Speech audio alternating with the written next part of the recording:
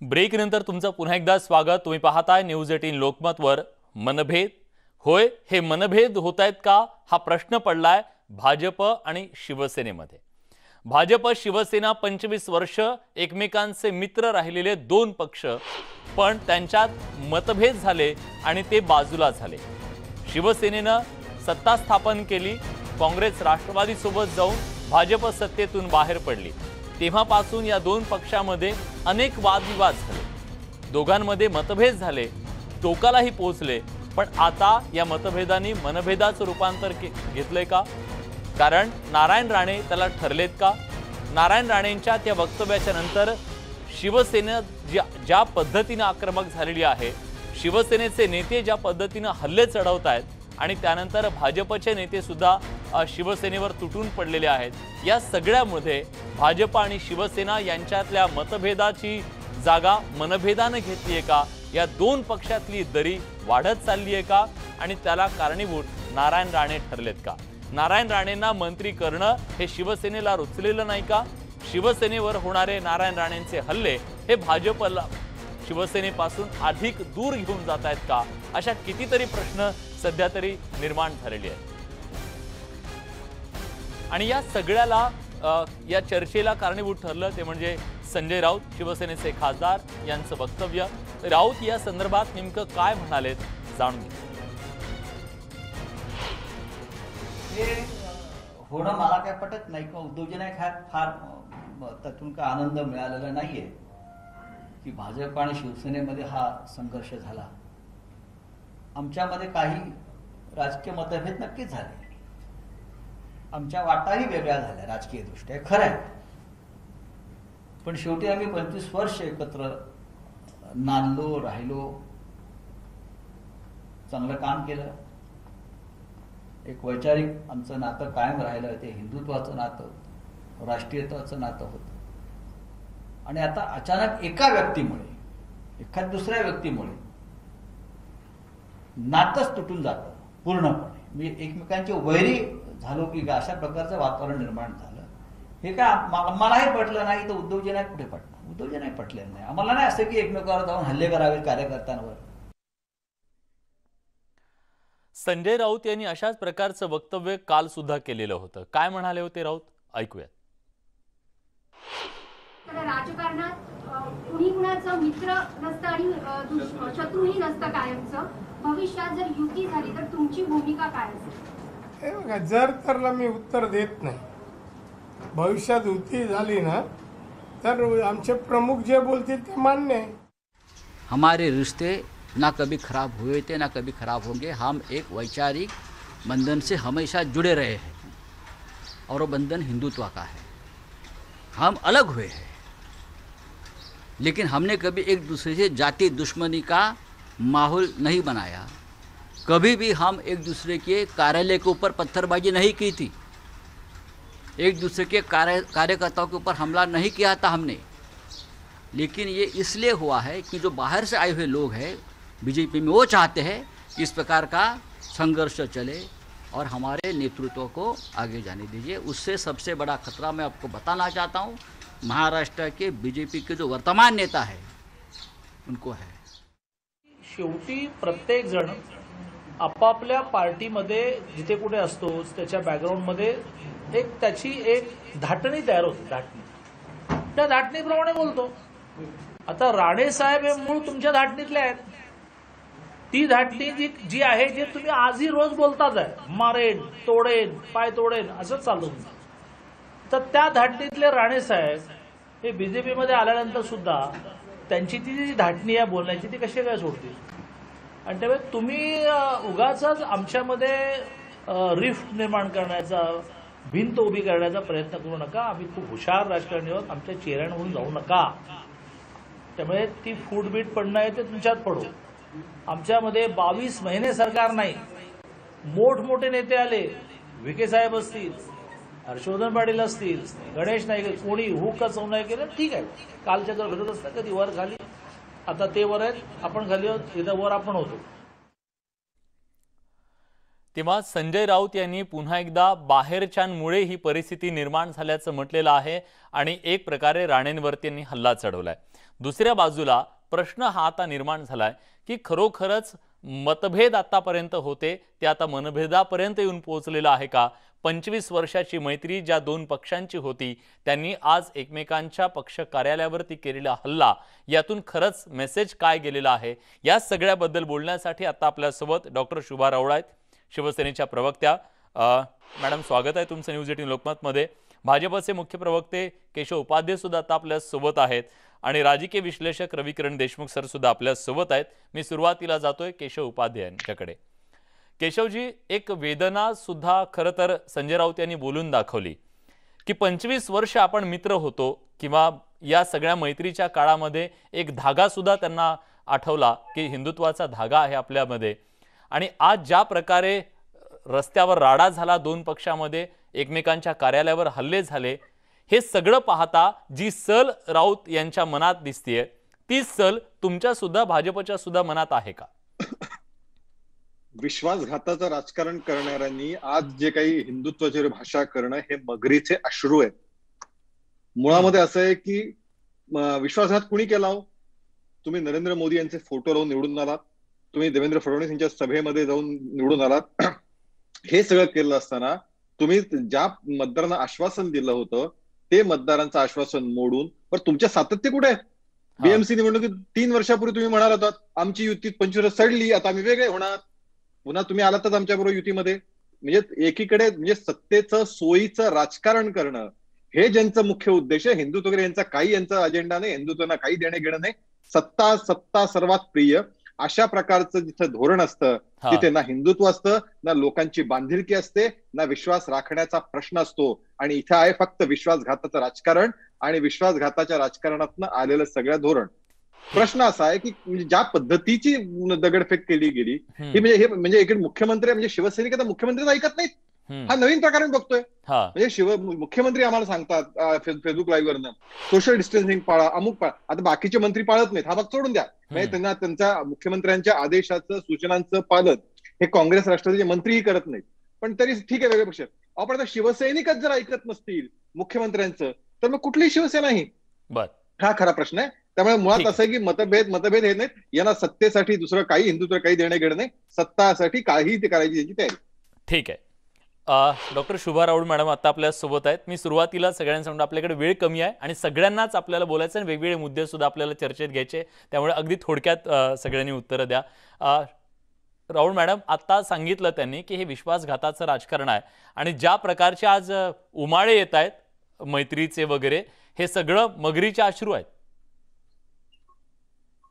नाही, आता बोलायला त्यांच्याकडे काय शब्द खूप आहेत, परंतु मी हे अजिबात मान्य नाही. उभा महाराष्ट्र बघतोय काय घडलंय. सुरुवातीपासून विश्वासघात कोणी सुरुवात केली, कोणी रात्री जाऊन सगळ्या गोष्टी खेळ मांडायचा सुरुवात केलेली भाजपीचा, तर हे सगळं लोकांनी पाहिलेलं आहे. त्यामुळे मला वाटतं केशवजी, आपण असं बोलता कामा नये की विश्वासघात कोणी केला. आणि हिंदुत्व हा आमचा अजूनही मुद्दा आहे. माननीय बाळासाहेब, माननीय अटलजी आणि प्रमोद महाजनांनी जी युती केली होती ती युती हिंदुत्वाच्या मुद्द्यावरच होती. आणि आजही माननीय उद्धव साहेब सांगतायत की आमच्या मनात तणात जनमानसात आम्ही हिंदुत्वच पाहतो आहोत. त्यामुळे तो विषय हा वेगळाच आहे. आजचा विषय काय आहे की माननीय संजय राऊत साहेबांनी जे सांगितलं की हा जो यांनी डिवचण्यासाठी केलंय, नारायण राणे हे अनुभवी नेते असले, मुख्यमंत्रीपद त्यांनी भूषवलेलं असं तरी एका माननीय मुख्यमंत्र्यांबद्दल त्यांनी ते वक्तव्य केलं. हे वक्तव्य करताना त्यांनी जबाबदारीचं भान ठेवायला पाहिजे, प्रगल्भपणे बोलायला पाहिजे होतं. आणि मला तर वाटतं की महाराष्ट्राच्या ज्या भाजपचे नेते आहेत त्यांनी, सन्माननीय नेत्यांनी वरती कळवायला पाहिजे केंद्रामध्ये. ज्या पद्धतीने मोदी साहेबांनी त्यांची निवड केली तर त्याच पद्धतीने आता ट्युशन घ्या, कसं बोलायचं, भाजपचे संस्कार काय, आणि हे अशा पद्धतीने बोलले जात आहेत. त्यामुळे आता माननीय शरद पवारांनी 2च शब्दात त्यांची बोलवण केलेली आहे की राणे हे संस्काराप्रमाणे वागले. त्यामुळे हे हिंदुत्वाचा मुद्दा आजचा नाहीच आहे. आजचा मुद्दा आहे की माननीय उद्धव साहेब कोरोनाच्या विरोधात लढतायत, पराकाष्ठा करतायत, त्यांचं नाव होत आहे. 5 मुख्यमंत्र्यांमध्ये त्यांचं नाव आलंय चांगले मुख्यमंत्री म्हणून. त्यामुळे अशा वेळेला हे असं प्रक्षोभक वक्तव्य करायचं, सिंधुदुर्ग रत्नागिरीमध्ये मला खरं तर प्रत्येक जण आपापल्या पक्षाची सोयीची भूमिका मांडताय. माझा मुद्दा हा वेगळा आहे.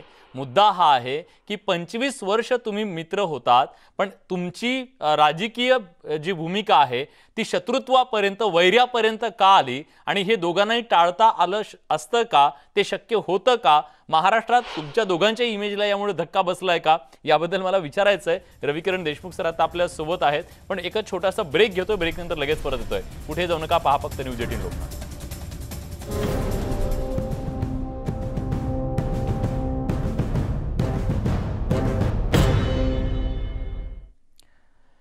ब्रेक नंतर तुमचं पुन्हा एकदा स्वागत। आपण चर्चा करतोय भाजप शिवसेनेतल्या मतभेदांनी आता मनभेदाचं रूप घेतलेलं आहे का, आणि याच सगळ्याबद्दल बोलण्यासाठी आता आपल्यासोबत मान्यवर पाहुणे आहेत।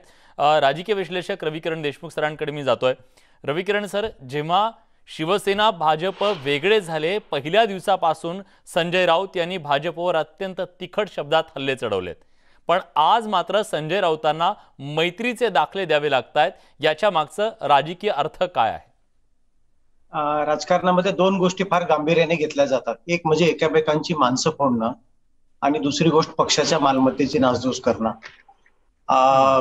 भाजपच्या कार्यालयावर जे दगडफेक झाली आहे त्यामुळे मला वाटतं भाजपमध्ये बरंच गरम वातावरण दिसत आहे, कारण भाषा एकदम बदललेली आहे आणि यापूर्वी कधी नव्हता तसा एक अभूतपूर्व प्रकार घडलेला आहे। आतापर्यंत वैचारिक लढाई चालली होती, पण आता ती मुद्द्यांवर आली, मुद्द्याची लढाई मुद्द्यावर आली, त्यामुळं वातावरण थोडंसं गढूळ झालेलं दिसतंय।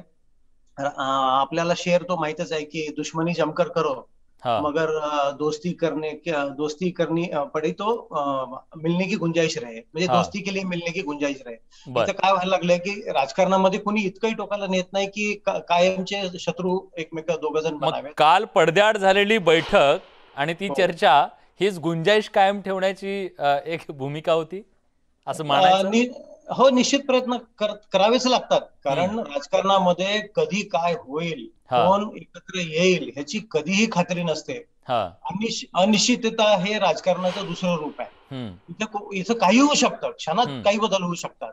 कोणाचं तिकीट कापलं जाऊ शकतं, कोणाला काही पदावरनं काढलं जाऊ शकतं, पदावर बसवलं जाऊ शकतं। तशी दोन पक्षांची युती पण होऊ शकते, ती युती काही कारणावरनं तुटू शकते। तुम्ही ज्या गुंजाइश बद्दल बोललात ना सर, मला तोच प्रश्न केशव उपाध्यायांना विचारायचा आहे आणि माझ्या कुठल्या तरी वाक्याला पण त्यांना बहुतेक उत्तर द्यायचं आहे। केशवजी, ही जी गुंजाइश आहे ती गुंजाइश संपत चाललेली आहे का? तुम्ही जेव्हा वैचारिक विरोधक असतात तेव्हा ती असते, ती संधी असते, ते दार उघडं असतं एक चर्चेचं। मनभेद झाले तर ते दार सुद्धा बंद होतंय का? दोन्ही प्रश्नांची उत्तर देतो। मगाशी मी फक्त हसलो कारण आमच्या ताई म्हणाल्या की शिवसेनेचं आणि हिंदुत्वाचं नातं अजून शिल्लक आहे। मला खरंच हसू आलं। तो शेरजी लिहून येतो, हिंदुत्वाबद्दल वाटेल ते बोलून जातो, त्याच्यावर एक चुकून नाही त्याला साधं अटक करायचं धाडस सुद्धा आमचं सरकार दाखवत नाही, आणि म्हणे हिंदुत्वाचे कैवारी। मला अनेक 10 उदाहरण देता येतील। औरंगाबादचं नामकरण अद्याप त्यांना करता आलं नाही। सर, आपण त्याच्यावर वेगळी चर्चा करू नये, एक तासाभराची। हिंदुत्व तुमचं खरं की त्यांचं खरं? मला हसू आलं म्हणून मी सांगितलं ताईंचं वाक्य सांगितल्यानंतर। दुसरं असं आहे की मुळामध्ये युती होणार की नाही वगैरे वगैरे वगैरे, भारतीय जनता पार्टी पुढे स्वच्छ स्पष्ट भूमिका मांडतो। भारतीय जनता पार्टी पुढे युती हा विषय आता नाही। भारतीय जनता पार्टी पुढे या तीन पक्षाचं जे राज्यातलं सरकार आहे त्या सरकारमध्ये लोकांवरती जो अन्याय अत्याचार सुरू आहे त्या अन्याय अत्याचाराविरुद्ध संघर्ष करणं, आवाज उठवणं, लोकांच्या सोबत उभं राहणं ही भारतीय जनता पार्टीची प्राथमिकता आहे। त्यामुळे ज्यांना काही पतंग उडवायचे त्यांनी पतंग जरूर उडवावेत। आमच्यासाठी तो विषय प्रायोरिटीचा विषयच नाही। आमच्यासाठी लोकांसाठी लढणं ही आमची आत्ताची प्राथमिकता आहे आणि ती घेऊन आम्ही लोकांमध्ये जातो आहोत, लोकांच्या प्रश्नावर आवाज उठवतो। बर, ठीक आहे। मला शुभा मॅडमला विचारायचं आहे की शिवसेना असा विचार करते का? कारण शिवसेनेच्या नेतृत्वाने जेव्हा पंतप्रधान नरेंद्र मोदी यांची भेट घेतली, सांगितलं की आमचं नातं आजही कायम आहे। काल बंद दाराआड पुन्हा चर्चा झाली, हे नातं सुद्धा कायम ठेवणं ही शिवसेनेची भूमिका आहे का? कारण संजय राऊतांच्या भूमिकेतून असं दिसतंय राजकीय मतभेद असू द्या पण मनभेदापर्यंत, वैर्यापर्यंत आपण जाऊ नये, ही भूमिका आहे का शिवसेनेची? हो, शेवटी शिवसेनेची भूमिका, पहिली गोष्ट म्हणजे जेव्हापासून उद्धव साहेब मुख्यमंत्री झाले त्यापासून ते केवळ आणि केवळ महाराष्ट्राचे कुटुंब प्रमुख म्हणूनच जबाबदारी निभावत आहेत। त्यांचा अजूनही संयम तुटलेला नाहीये, त्यांनी संयम सांभाळलाय। संस्कार माननीय बाळासाहेबांचे आणि प्रबोधनकारांचे संस्कार आहेत त्यांच्यावरती, त्यामुळे ते झटतायत महाराष्ट्रासाठी। अनेक प्रसंग येऊन गेले महाराष्ट्र, परंतु हे कार्यकर्त्यांना डिवचायचं, आणि अशा प्रकारे आणि कशाला चंद्रकांत पाटलांनी सुद्धा आता काही 2 दिवसापूर्वी एका चॅनलवर वक्तव्य केलंय की शिवसेना आणि बीजेपी भाऊ आहेत, वैचारिक मतभेद असेपर्यंत ठीक आहे, भांडण ठीक आहे, पण हाणामारी बाका प्रसंग आणणं इथपर्यंतची वेळ फक्त नारायण राणे केंद्रीय मंत्री झाले त्यापासूनच झाली आहे. म्हणजे ह्याचसाठी ते केंद्रीय मंत्री झालेत का की फक्त शिवसेनेला डिवचायचं, ह्यासाठी झालेत का? महाराष्ट्राचे प्रश्न नाही आहेत का त्यांच्या पुढे? सिंधुदुर्गला आणि रत्नागिरीला रेड अलर्ट जाहीर झालाय, तो प्रश्न त्यांना वाटला नाही का? गर्दी जमवायची, चिथवण्यापूर्वक भाषण करायची, ह्यासाठीच ते झालेत का? ठीक आहे, मी विचारतो शुभताई, मी प्रश्न विचारतो त्यांना, नक्की विचारतो की नारायण राणे यांना आज मंत्रीपद देऊन काय साधलं?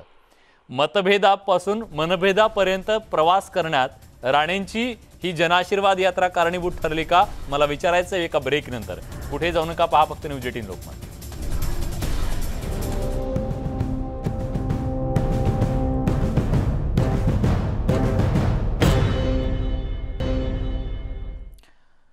ब्रेक नंतर तुमचं पुन्हा एकदा स्वागत. आपण चर्चा करतोय शिवसेना भाजप मधल्या मनभेदांबद्दल आणि मला थेट विचारायचं आहे केशव उपाध्यायजींना. केशवजी, शिवसेना भाजप मधल्या राजकीय मतभेदांचं रूपांतर मनभेदापर्यंत झालं आणि हा प्रवास नारायण राणेंच्या जनआशीर्वाद यात्रेच्या माध्यमातून झाला असं तुम्हाला वाटतं का? मुळात 2014 साली ज्यावेळी शिवसेना वेगळी लढली त्यावेळी राणे कोणासोबत होते? भाजप सोबत होते. 2017 साली ज्यावेळी 25 वर्ष आम्ही शिवसेना युतीमध्ये सडली असं विधान करणारे उद्धव ठाकरे त्यावेळी राणे भाजपमध्ये होते नव्हते? तुम्ही दूर व्हायचात, पुन्हा जवळ यायचात, महापालिकेला पुन्हा वेगळं लढायचात, पुन्हा एकत्र सरकारमध्ये असायचात, हे मतभेद होते म्हणून किमान तेवढं तरी व्हायचं. आता मनभेद झाल्याच्या नंतर एकमेकांचं तोंड सुद्धा पाहायला तयार नाहीत. नाही, 2-3 गोष्टी मुळात आपण समजून घेतलं पाहिजे. मी तुम्हाला दाखवून द्यायचा प्रयत्न करतोय की शिवसेनेमध्ये जे सातत्य नाही आणि सोयीनुसार राजकारण करणं हा शिवसेनेचा स्वभावाचा भाग आहे. संजय राऊतची गेल्या महिनाभरातली रोज विधानं काढून बघा, रोज 90 डिग्री मधली विधान आहेत, किती गंभीरतेने घ्यावी, मीडियानं काय काय मला माहित नाही, 10 वाजता दाखवावं लागतं, पण त्यांच्या रोज एक कालचं विधान, परवाचं विधान, त्याच्या अगोदरचं विधान आणि आजचं विधान, या विधानामध्ये किती अंतर असतं, किती 90 डिग्री असतं, कुठल्या सातत्य असतं का, हा तुमचा प्रश्न आहे, ते तपासून ते बघा. त्यामुळे ज्यांच्यात सातत्यच नाही त्यांच्या विधानाबद्दल गंभीरतेने का घ्यावा हा पहिला मुद्दा. त्यामुळे इथे मतभेद हा विषयच नाही. दुसरा असा की युती व्हावी की ना, हा म्हणजे आमच्यासाठी तर विषय आम्ही युतीचा प्रश्न नाही केशवजी, युतीचा प्रश्न नाहीये. प्रश्न हा आहे मतभेदापासून मनभेदापर्यंत, हाडवैऱ्यापर्यंतचा प्रवास हा तुम्हाला तरी परवडणार आहे का? कारण केंद्रात उद्या परिस्थिती काय होईल आणि कधी कुणाची मदत लागेल सांगता येत नाही. तुम्हाला माहिती आहे जम्मू काश्मीरमध्ये कुणाची मदत लागली होती? प्रश्न असा आहे की केंद्राचं काय होईल, राज्याचं काय होईल हे भविष्य ना, कारण तुम्ही आहात ना, मी भविष्यकार आहे. आणि भारतीय जनता पार्टीला विरोधांमध्ये बसायला काही भारतीय जनता पार्टीची अडचण, म्हणजे भारतीय जनता पार्टीचा डीएनए हा विरोधकाचाच आहे. 2 पक्षाच्या खासदारांना आता 400 पर्यंत जे गेलोय, 300 क्रॉस करून सगळे 400 झालोय, ते या सगळ्या संघर्षातनं गेलेलं आहे. त्यामुळे उद्देशाला काय होईल, सत्ता आपली नाही तर असं काही जण बाकीची काही अडचण होऊ शकते की सत्ता नाही तर कसं व्हायचं. भारतीय जनता पार्टी आजही गेले 2 वर्ष महाराष्ट्रात सत्तेत नाहीये, तरी आम्ही तेवढ्याच ताकदीने काम करतो, तेवढ्या रस्त्यावर तेवढा संघर्ष आम्ही करतो.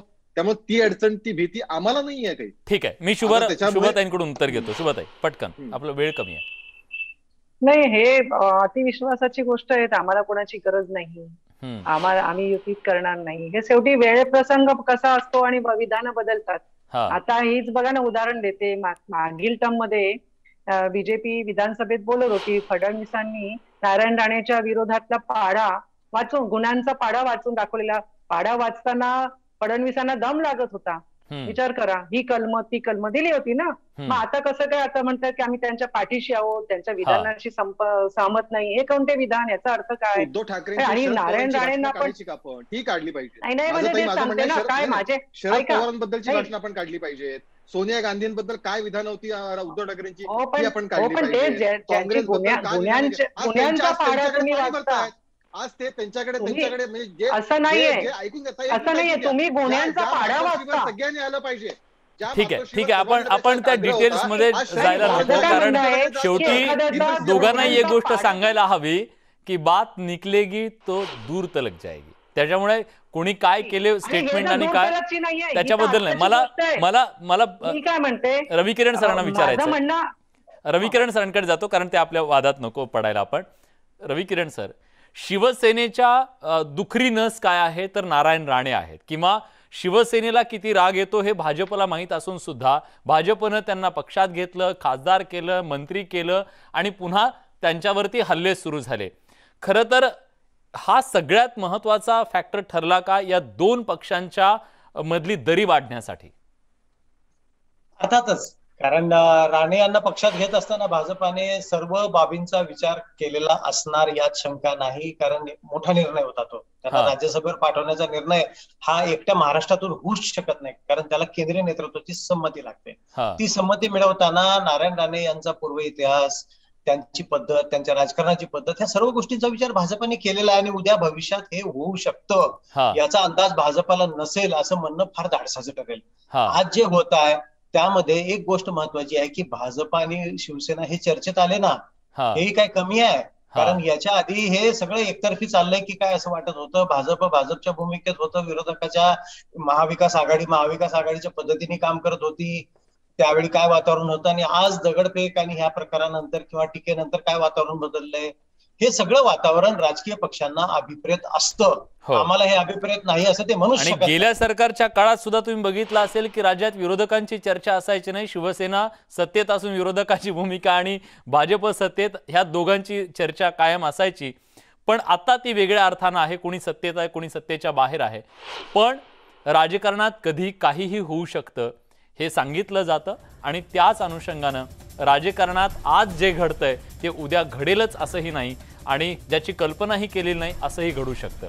त्यामुळे आज मतभेदापासून मनभेदापर्यंत पोहोचलेलं हे नातं पुन्हा किमान मतभेदावर येतं का, याच्यासाठी दोन्ही नेत्यांच्या प्रमुख नेत्यांकडून काही प्रयत्न सुरू दिसत आहेत. त्याला यश येते का हे पाहणं महत्त्वाचं आहे. पण आजच्या या चर्चेमध्ये आपण सगळेजण आलात, आपली भूमिका मांडली, त्याबद्दल सगळ्यांचे मनापासून आभार. या चर्चेत आपण इथेच थांबतोय. धन्यवाद.